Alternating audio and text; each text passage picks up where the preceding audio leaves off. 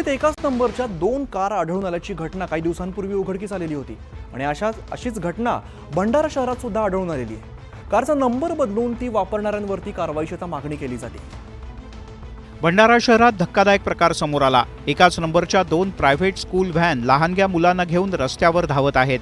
गेल्या अनेक महिन्यांपासून या व्हॅन रस्त्यावर धावत असून आरटीओ विभागाला याबद्दल काहीच कल्पना नाही। इतकंच नाही तर या दोन्ही व्हॅन गॅस किटवर चालत असून संस्था चालकांच्या उपस्थितीत खुलेआमपणे त्या खासगी स्कूल व्हॅनमध्ये घरगुती गॅस भरताना दिसून आल्या। याची कुठलीही परवानगी घेण्यात आलेली नाही। हा सगळा प्रकार भंडारा शहरातल्या SRC कॉन्व्हेंट स्कूलमध्ये खुलेआम सुरू होता।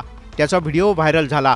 व्हिडिओ समोर आल्यानंतर या व्हॅनला शोधून कारवाई करू असं आरटीओच्या अधिकाऱ्यांनी सांगितलंय। सदरची जी काही वाहने आहेत ती तपासून त्याप्रमाणे जी काही कारवाई शासकीय आहे त्याच्यावरती करायची। गॅस भरताना अपघात झाल्यास त्याला जबाबदार कोण असा प्रश्न या निमित्तानं विचारला जातोय। व्हॅनचा नंबर बदलून ती वापरणाऱ्यांवर कारवाईची मागणी केली जाते।